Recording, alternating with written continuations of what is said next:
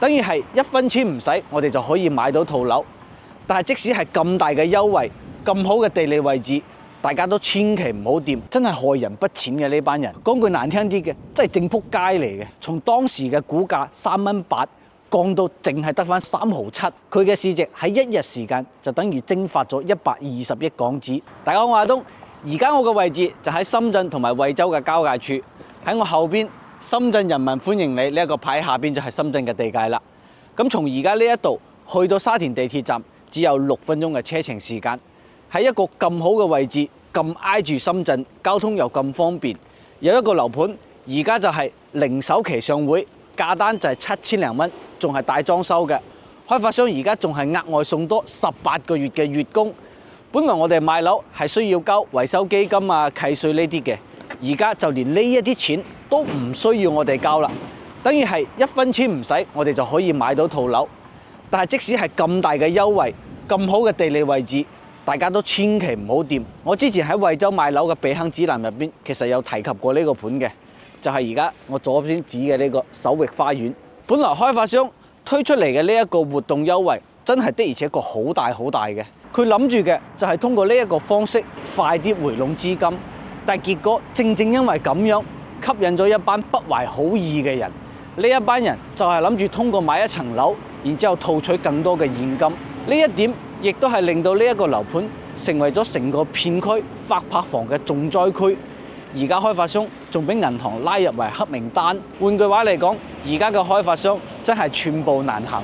仲有就係呢一個樓盤嘅位置，隔離嘅呢一條路就係龍海2路，係成個惠州最重要嘅一個主幹道之一。每日深圳同埋惠州兩地往返嘅車輛都係好多嘅。仲有就係我手指嘅呢一度有一條高鐵路軌，呢一個就係廈深高鐵嚟嘅，每日嘅班次就比較多，而且距離就係得個30幾40米左右，所以我哋唔單止要接受到馬路上面嘅噪音，仲要接受高鐵嘅噪音。咁其實喺呢個片區有好多個樓盤的而且確入住率唔高嘅，但係起碼隨住時間慢慢發展，佢係會有可能入住率越嚟越高，然後底下嘅街鋪呢啲商業配套會越嚟越成熟。但係呢一個樓盤絕對係冇呢一種情況嘅。而家成個樓盤本身呢一啲飛機客，佢就已經係屬於一個擺爛嘅狀態啦。層樓係冇可能要嘅，咁佢哋就更加冇可能去交物業費。咁我哋物業公司連物業費都收取唔到，你覺得佢有冇可能將成個小區呢一邊打理得比較好呢？而家就通過鏡頭俾大家可以睇到呢一圈，物業對呢一邊絕對係冇任何嘅管理嘅。成個小區嘅大門係啱先中間嘅位置，咁我哋如果想入呢個小區，真係可以隨便入嘅，就連物業都已經係放棄咗啦。我哋可以睇到，我睇下入唔入？你以為有2把鎖嘛？實際係假嘅咋，想入就入㗎啦。我啱先睇到呢2把鎖都以為鎖咗嘅，一推就入嚟啦。咁對於我哋住喺呢一度嘅體驗感真係好差嘅。成個小區嘅綠化，你睇下啲停車位啲草啊，全部都生晒。隔離啊啲咁嘅斜坡，成片俾人嘅感覺就係荒蕪嘅。而家我哋抬高頭都可以睇到嗰邊有好多掛住綠網嘅呢一班業主，應該就喺度準備裝修要住嘅啦。本身人哋呢班購房者就真係買一套樓之後為咗住嘅，然之後方便我哋去深圳上班，結果遭遇到咁嘅情況。如果我係呢一班業主，我真係心都死晒。本身其實呢一班客戶群體，佢哋購房嘅預算係有限嘅，買唔起深圳，所以只能夠話嚟到惠州嘅林森片區買一套樓，諗住話又可以方便佢哋上班，又可以有個屋企，唔使又話老婆仔女喺鄉下嗰度分隔兩地，過嚟呢一度住可以實現一家團聚。本身呢一種諗法係好溫馨嘅。但係結果正因為呢一班飛機客，導致咗呢一班客戶買嘅呢一個樓盤，而家發展成咁樣嘅狀態，真係害人不淺嘅呢班人。講句難聽啲嘅，真係正仆街嚟嘅。喺成個大亞灣、深圳嘅朋友買得最多嘅就係林森片區靠地鐵。當時又因為成個樓盤嘅活動優惠咁大，所以其實呢個樓盤賣得都係好好嘅。如果我哋香港嘅朋友對呢一邊唔了解，又唔了解呢一個樓盤背後嘅情況嘅話，貿然就走過嚟買呢個樓盤。諗住話就算我唔住，咁大嘅優惠，我放喺度，希望佢幾年之後可以升價。如果你仲係咁樣嘅諗法嚟惠州呢一度買樓嘅話，我勸你真係冇嚟呢個地方啦。所以我哋而家過嚟惠州買樓，真係要睇現成嘅配套，唔好再去諗未來啦。我哋過嚟惠州買樓係諗住退休，諗住享受生活嘅。你如果仲用幾年嘅時間去等嘅話，我覺得完全都係冇必要。不過相信大家如果嚟到現場睇呢個樓盤周邊咁樣嘅情況嘅話，應該都唔會再上當㗎啦。咁除咗呢一個樓盤之外，喺同樣嘅地理位置，有一個樓盤同樣係距離深圳只有50米嘅交界，去到沙田地鐵站都係7分鐘嘅車程時間。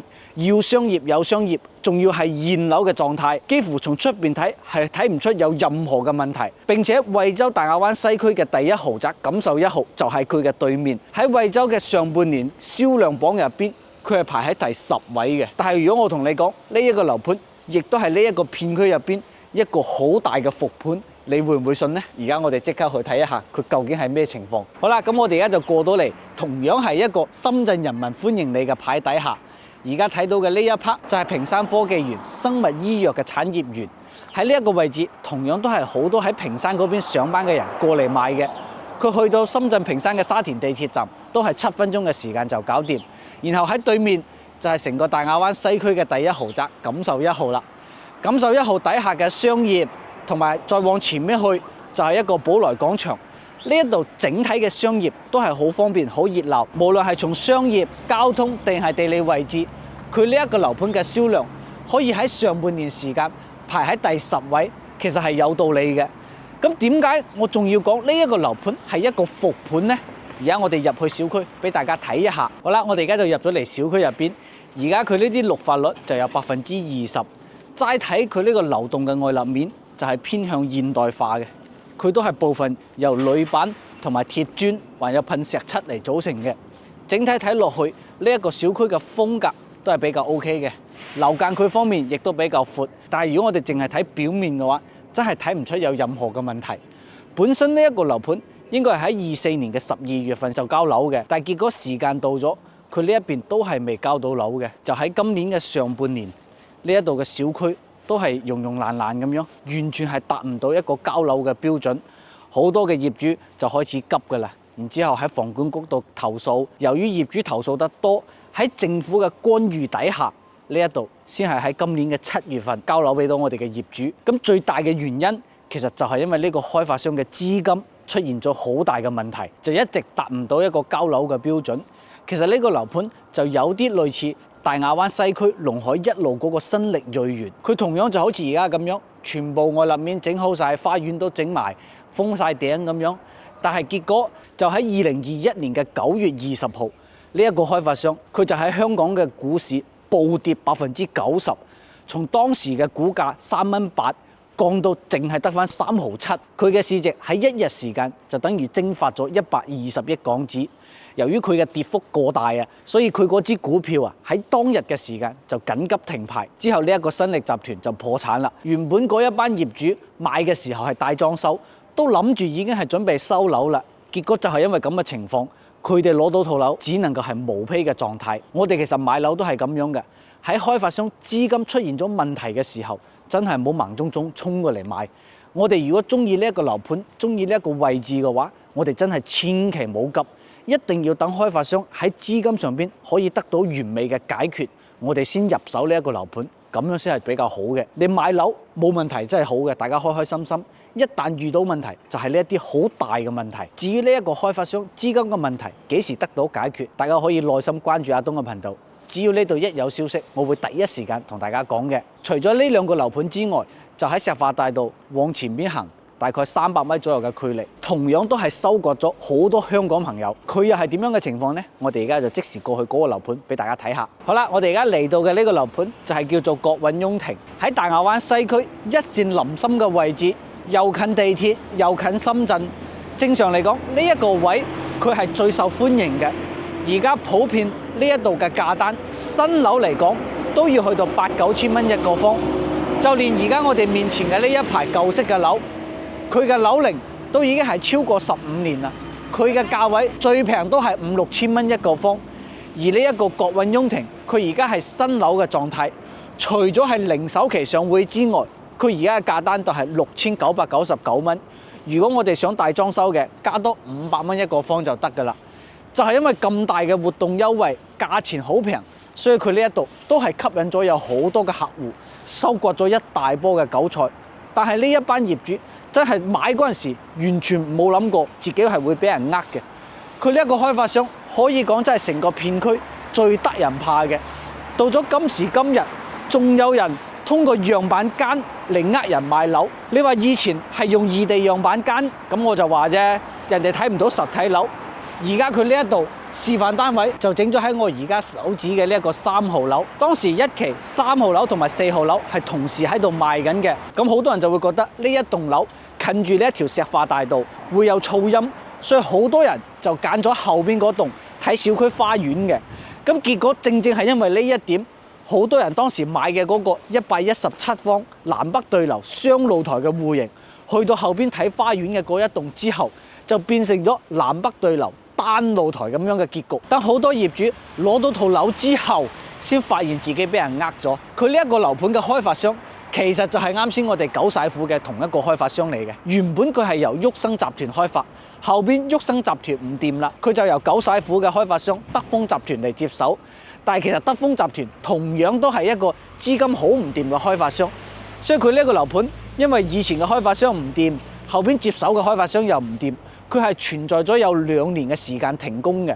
咁停過工嘅樓盤之前都叫大家唔好掂啦，因為佢無論係交接嘅問題，定係新舊水泥，或者係佢喺停工嘅呢2段時間有冇做日常嘅保養，我哋完全都係唔知嘅。咁就意味住我哋如果住落嚟，佢到時嘅外牆會唔會好容易出現漏水啊、滲水，甚至開裂呢啲情況，絕對係冇人夠膽打包票俾我哋嘅。仲有而家佢呢個樓盤仲喺度起緊，都喺度賣緊啦。我哋喺下門口嘅呢一 part 嘅物業管理真係好糟心啊，亂七八糟咁樣。本身賣樓前期就係要睇開發商嘅實力，咁你開發商又冇實力，後期睇物業管理，你物業管理又差，佢同呢一個片區其他樓盤去比較，優勢就喺價位上邊。對於呢一種嚟講，佢係可以接受到嘅。但係其實呢一班人真係都唔知道呢一個開發商喺誠信上面有問題，另外就係停過工嘅呢個問題，對佢後期會造成啲咩影響？就冇話我哋喺深圳上班嘅人，經常會過嚟睇樓嘅客戶啦。我哋香港朋友本身其實對呢一邊都係人生路不熟嘅，淨係聽到好多銷售講話買樓就係要睇地段，揀啱地理位置絕對唔會錯嘅，呢一個係首選條件。咁呢一個位置就係成個大亞灣西區最靠近住深圳，最容易可以接受到深圳帶俾我哋嘅外溢紅利，所以揀喺呢一個位度絕對唔會錯嘅。講係冇錯啦，但係我哋都唔可以話喺呢一個位置度亂去賣樓盤嘅。我到而家都仲記得，我之前有一個業主同我講，佢係喺21年嗰陣時過嚟大亞灣西區呢邊睇樓嘅。當時佢都有睇過呢一個國運雍庭嘅，到咗而家2025年啦，佢都仲喺度起緊，總共就係得5棟樓。